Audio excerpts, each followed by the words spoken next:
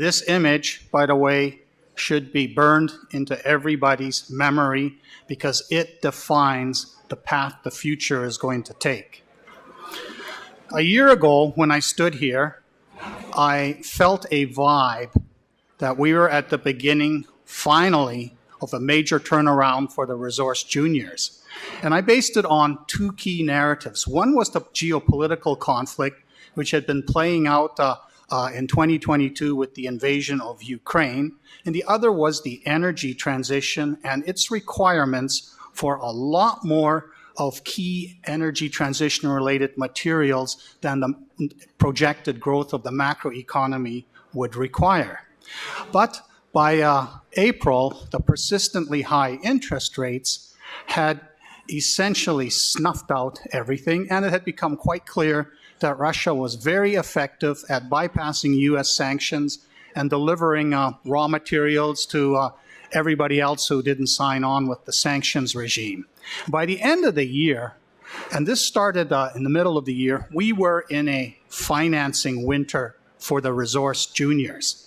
And along the way, I felt that we had just passed through an extinction threshold for the whole Canadian resource junior ecosystem. And I think unless there is something that turns around demand for resource juniors over the next few years, in 3 to 5 years, none of this will be going on anymore. So this was the graphic I used last year. The conflict is now between Global East, which is led by China, Russia, countries like Iran, the Global West, which is basically Australia, Canada, United States, and Europe, the ones that still have democratic institutions, and then the sort of whole emerging market, the Global South, Latin America, Africa, parts of Southeast Asia, and including India. And the conflict that was emerging was, this was not like the Cold War one where it was two groups, communist versus capitalist, that were duking it out. This was much more complicated, and the Global South was picking and choosing who was going to butter their bread better. And it's been starting to look like they believe that it is China and Russia, leaders of the Global East, which is better for their own destinies. And they themselves are leaning more towards autocratic systems rather than democratic systems. And here you can see that the Global West still pretty much dominates global GDP. China's in second place, but the next Global East country, Russia, is actually behind Canada.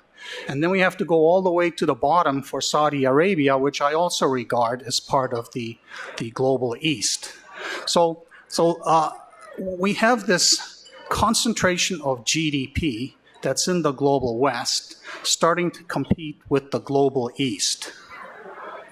Now, 40 years ago, I did a foolish thing and abandoned my computer science studies, which I was really good at, and then branched off into studying philosophy to go in pursuit of what the nature of truth is.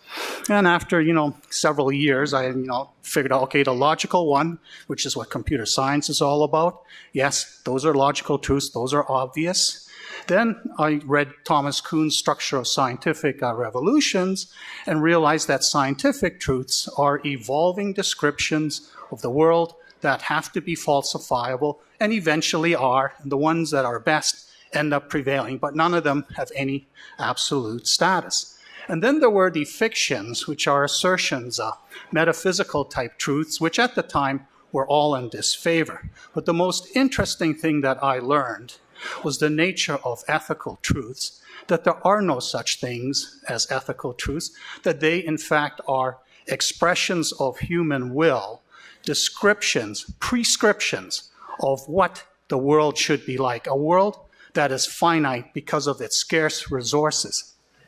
And when I realized that, I ended up at the time, existentialism was still a course that they offered, and I started to understand that yes, all these previous groups like Nietzsche and then Sartre and Heidegger, all building on the Enlightenment movement of moving away from absolute truths, we ended up with a reality where there really are no truths except logical truths, and then prescriptive truths, the ethical truths about how we organize the world. And out of that evolved democracy and pragmatism.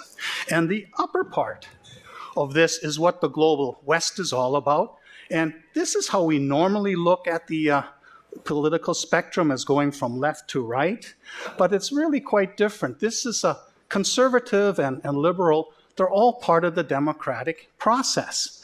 And at the very top is the tightrope walker who knows that no matter what choices they make for ethics, they're always going to be wrong. If you are an authentic person under the whole existentialist philosophy, you are always wrong. No matter what choice you make, there is a loser to the winner. So you are denied righteousness, and it is the foundation for humility, and it is the basis for negotiation and the whole process of democracy. This process of both sort of liberal and conservative is now under siege. And it's ironic that Martin Heidegger and Jean-Paul Sartre, who articulated the whole existentialist philosophy, couldn't stand the anxiety of never being absolutely right. And Heidegger slid down here to become a Nazi sympathizer, and Sartre slid down here to become a Marxist supporter. And now we have reached an age where it isn't just global West and global East against each other, it's the global West imploding. And we're all seeking absolute truths, whether it's abstract ones such as the progressives seek, or the ones that are grounded in some sort of metaphysical authority.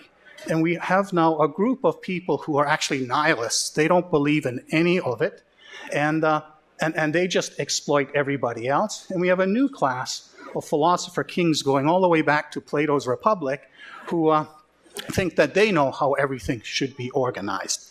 And this year is going to be this crazy year where we're going to be worrying about whether it's Biden or Trump that's going to be running the world in 2025.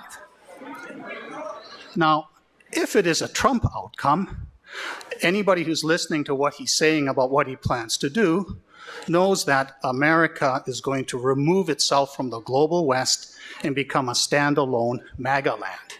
And that is death to the whole global West concept. They're already itching here to become more autocratic. Canada's kind of in a weird spot, and so is Australia. But when this happens, what we have is actually becomes every country a thug against everybody else. And that changes the world in a dramatic way. Now, this makes me very bullish for gold. And everybody's bumbling. We've got $2,000 gold, but the market sucks. Nobody cares. The gold producers are no longer trading at special multiples. And if you look at this graph here, and you take $400 as sort of the place where it readjusted to over the 70s when they stopped pegging it at $35 to the US dollar. And inflation adjusted, it's about $15.54. And right now, spot price here, that's a 31% increase. So you say, okay, the real price has outperformed the inflation adjustment. We should be happy. But during those last 40 years, we've seen the mining industry double the above ground stock of gold.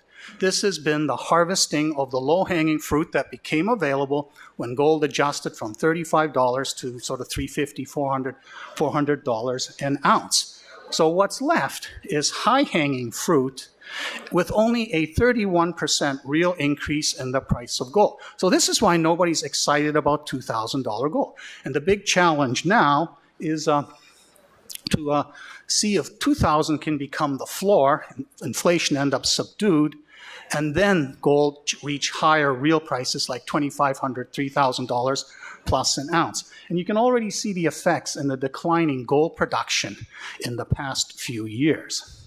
So the case is bullish, but the market needs to see that $2,000 is the floor and not the ceiling that we keep punching through only to fall back below it.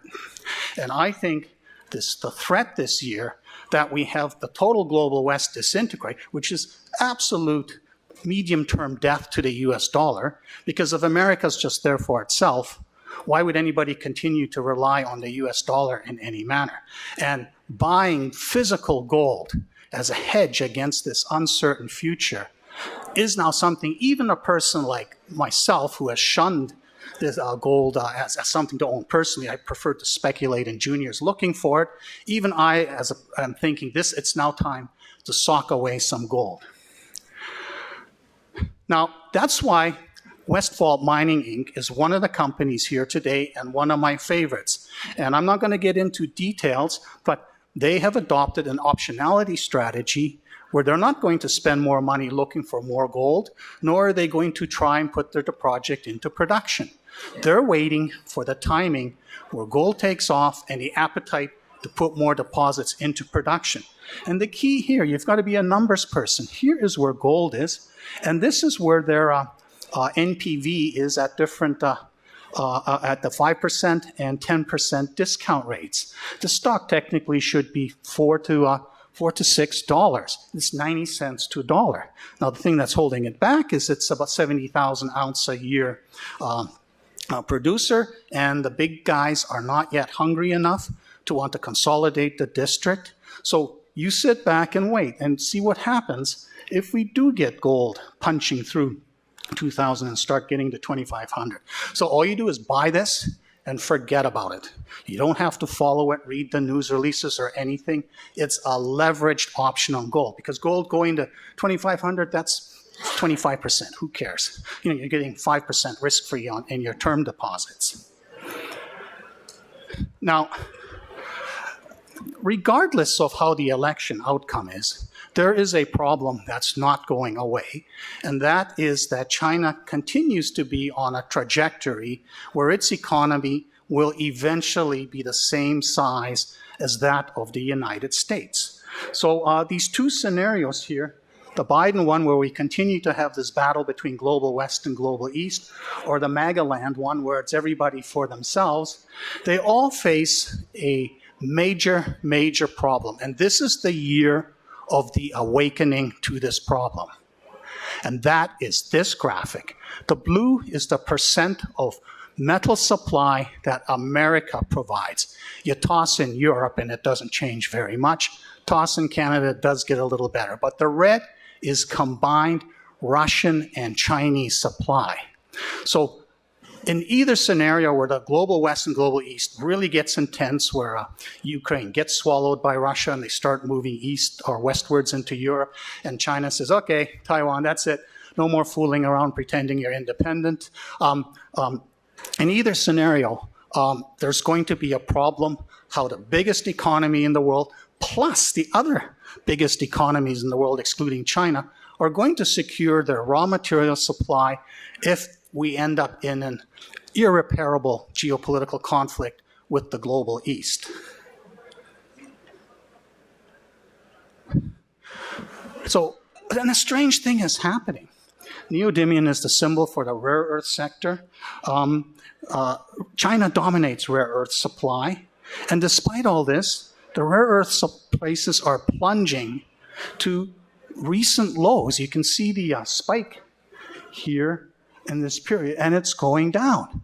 Well, if China stops supplying rare earths to the rest of the world, what's going to happen? They've engineered the price so low that none of these deposits in the West work, especially with our unsubsidized emission control requirements that we have. We can't just take the effluents and dump them on the downstream people in the name of the collective good of the state. It doesn't happen. And look at the nickel. Indonesia has ramped up with Chinese capital and coal-fired electricity, and they're even running these things at break even, sometimes at a loss, because it is a communist nation which has bigger goals that go beyond the profit motive for running a business. So they are subsidizing raw material supply through crappy emission environmental controls, and government assistance and ignoring the profit mandate. And copper, China doesn't really have a significant supply part in that, but Chile is still the dominant supplier.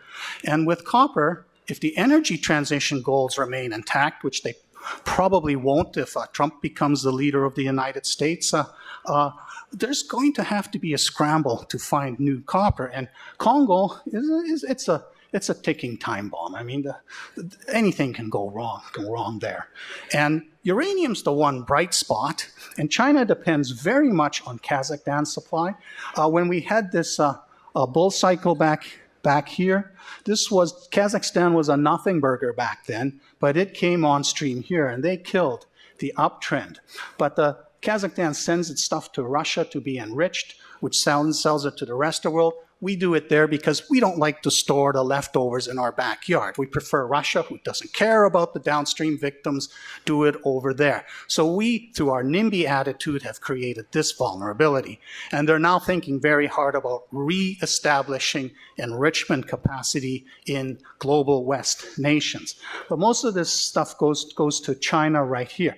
But if the price manages to stay above $100, I don't think it's going to go to $1,000 or anything crazy like that.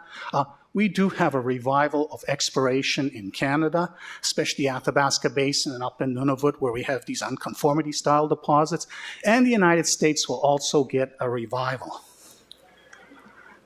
And this was the graphic that last year completely mesmerized me. The International Energy Agency had come up with, they'd quantified what, based on the number of vehicles and whatever solar stuff needed for the emission goals by 2030, how much more of existing metal supply and what you could expect the macro economy to increase, how much of that would be needed. And it was stunning. You needed a 50% increase in copper, and EVs suck up a lot of that. 100% more nickel, 50% more cobalt, though this is false now because cobalt is being substituted out. Cobalt's going back to just a space engineering metal, and then 100% more neodymium. And China seems to have an unlimited ability to increase rare earth supply, but if they have weaponized rare earths again like they did in 2009, 2010, we have a serious problem going forward. And of course, last year I was super gung-ho about lithium, and this number is now wrong because the number is bigger. Toyota announced a major breakthrough last May where they said they can make a solid-state lithium-ion battery that is reasonably cheap, that doesn't have the dendrite fire thermal runaway exploding problem, and that can get 1,200 kilometers on a 10-minute charge. And if they can, by 2030, sell that at the same price as a combustion engine Corolla or Camry, well, then it's over for the ICE world, and the demand for lithium goes up because lithium can then be used in the anode rather than graphite. So this is staring in our face, and these trends may happen even if Trump is the victor, because the car sector we saw in 2020 had been ignoring all his efforts to pump fossil fuels at the expense of the energy transition goals. So this may already be baked into reality and happening. And right now we're having a bit of a lithium winter again. This was an overshoot as a result of this oversupply by the Australians, and this finally got met by new supply, at the same time that the EV enthusiasm has stalled a bit, because frankly, the EVs that are available now, they are crap for an ordinary person. They're fine for the elite that has a place to plug them in, and for whom it's their third car that they don't really use for going for long distances. I mean, it was funny, when I was in Nevada, I was told that, this guy has a Tesla, and he opens the trunk. And what does he have in there? He has a gasoline combustion engine. He says, well, what's that for? Well, it's for when in those 100 miles between places I run out of juice, I can rejuice my electric vehicle. I mean, the cars are not really ready yet, but the technology changes are coming. So focusing now on lithium exploration, particular pegmatite in places like Canada, which has an endowment, that makes a huge amount of sense because none of this stuff is going to be in production before 2028, 2030, by which time the demand will go exponential if Toyota and others have delivered on the kind of EV car that your ordinary person will prefer over an internal combustion engine car. So the thing about lithium is with gold, we always want higher gold. We want $3,000, $4,000 gold. We're not happy. And frankly, based on the stuff I said earlier, we almost need that kind of like real gain to make gold exploration and development of ounces in the ground interesting again. For lithium, we need it to at least stabilize in the $5 to $10 a pound and look for 1% plus pegmatites. And if it ends up in here, well, then they're going to be making a huge amount of money. So it's all about the demand projection that this game is about. So this links again to the politics of, where's the energy transition going? Are we going to give up on it and just hope that the sunspots cure everything for us and that there are processes which reverse what's going on? Or do we get serious about making these materials available from secure jurisdictions by 2030? And I've taken the view that given that the regulators have sort of declared war on the resource juniors, the financial sector has abandoned the resource juniors, there is no support. Retail is into momentum gambling. They can't stand waiting 4 months for a permit for a resumption of a drill program.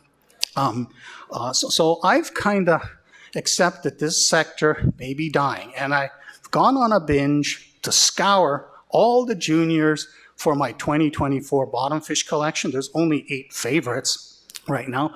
Most of my favorites last year went down, demoted themselves to a bottom fish status. And this is going to be a lot of fun because I'm homing in on companies that are real, that have technical skills. And right now, even the ones that are great pumpers of stories, they're flat on their ass, spinning their wheels, going nowhere. So this is a fabulous time, haunted by the specter that maybe we are down for the count permanently. But I think this year, a very turbulent year, even though we have these high interest rates keeping risk capital on the sideline, we are going to see an awakening of the need for more raw materials in secure jurisdictions. And I've got my map system working again in Kaiser Research, and this is where the flagship projects are located from all the bottom fish collection. And when I got this working and lit it up like a Christmas tree, I said, oh, my bias is clearly evident. I am shunning Africa, I am shunning Asia, I am shunning most of Latin America. And the only reason I don't have Australian bottom fish is because I don't have an evolved enough understanding of the whole Australian culture. But going forward, there's going to end up focusing a lot more. In fact, my favorites include Winsome Resources, an Australian listed company. It's the first time I've had an Australian company as part of my group. Now, this graphic, it reveals the financing situation. And the blue is money raised per month by companies with a flagship property focused on discovery exploration. And the pink is the ones doing feasibility demonstration. You can see how during this period, the feasibility demonstration, thanks to China's super cycle, and then sort of the gold taking off and stabilizing over $1,000, dominated for much of the time. But since about 2020, we've seen a shift back to discovery exploration. Because with metal prices, real metal prices largely flat, there's no interest. All the good deposits that were interesting have been acquired and are sitting in the inventory of big companies waiting for the right time to develop them. The projects that the juniors have, nobody really wants to give money to demonstrate, figure out the final engineering of something that's marginal at, say, $2,000 gold. Now, this is where Westfall's an exception because they've already done the numbers and figured it all out, and they know that it actually flies at $2,000 gold. but they want to wait for the buyout when the hunger to develop these deposits materializes. But the scary thing is since here, we've seen financing activity die. And the regulators finally introduced the listed issuer financing exemption in 2022, which allows a retail investor who's not a millionaire to buy stock in a private placement stock in a company. And it turns out it's free trading. But they've only made it easy for the brokerage firms to do it, and they don't have retail clients anymore. They just have high net worth clients. So only the bigger companies are able to take advantage of life. This is another reason that I think there's a conspiracy amongst the regulators and the financial establishment to prevent ordinary people from participating in private placements and putting money into Treasury. Now, they listened to my arguments and said, yeah, this is really stupid and cynical what we're doing with this $1 million hurdle to overcome. But they still made it a paperwork nightmare to make it happen. So they're still stymieing the flow of capital into treasuries. And all these bottom fish companies are super cheap. Their market caps are $2, $4, $6 million. And these brokerage firms, they want to do financings for $10, $20 million plus companies. So none of these bottom fish qualify. So this is this financing winter that we're sort of stuck in right now. And the thing that I introduced a number of years ago is the story path of a company. And everybody should go to my website and click on that PDF that's on the front page, save it, and then print it out. When they come to this conference, you go to a booth and you have your highlighter there and you ask them, trace me the path of your story. What are you doing to create wealth? This is now my tool to figure out which one of these paths, because we've had 100 years of juniors doing stuff and all that, and if something isn't a success yet, what's going to make it a success? So figuring out the story is critical amongst the resource juniors. And if you saw the Relevant Gold presentation today, that's an example of creative thinking, technical skills, data collection, all being put together in pursuit of a world-class outcome. So, getting close to wrapping up, PJX Resources has been a bottom fish of mine for a number of years, but it became kind of boring until last October. And that's when they published a news release which signaled something very different. They may have found Sullivan 2, the unfulfilled quest for the past 100 years that's driven anybody in the resource junior sector crazy who has bet on these juniors. And I'm not going to get into details. I'm going to let John Keating do that. But basically, it was an act of serendipity while they were thinking out of the box, going after a different model. And the prospectors who were doing the sampling kept their eyes open and weren't just tunneled vision on what John had told them. This is what you focus on. So they were disobeying the CEO and picking up rocks that weren't the right type. And it turned out those rocks are very interesting. They are evidence of a proper SEDEX system outcropping somewhere up on this hillside, obscured from previous exploration by a quirk of nature where a dike sheet, a porphyry dike sheet, 145 million years old compared to a 1.5 billion year old SEDEX deposit, somehow masked the face of this mountain and prevented anybody from, who was traversing the slope from seeing, oh yeah, look at this is obvious, it's Sullivan 2. So PJX, I think, is going to emerge a superstar discovery company today, this year. And it may not happen right away, because they will have to vector in on it. But the context is such. It's a fabulous target. The other one, which I had here, so last year, Solitaire Resources Corp, this should have been a $5, $10 stock today. But because of the way permitting works in the United States, they are still waiting for the permit. They've cleared a major hurdle.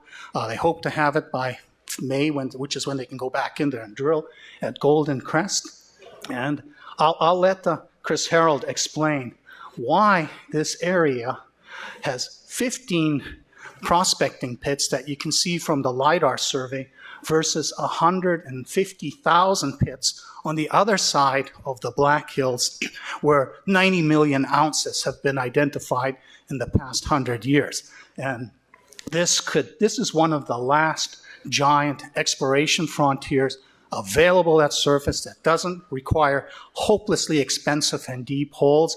And again, if they get their permit and they get the drilling going, this could also be a superstar company.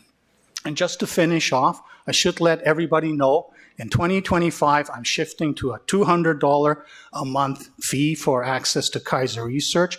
However, for the rest of the year, you can pay $450. Of course, that becomes less valuable as the year progresses, to have a membership that expires on the 31st, but you will be grandfathered to renew at the old rate as long as I keep the whole thing going. So when people ask, is there a deal available? That's the deal, but the deal becomes less of a deal as time marches on.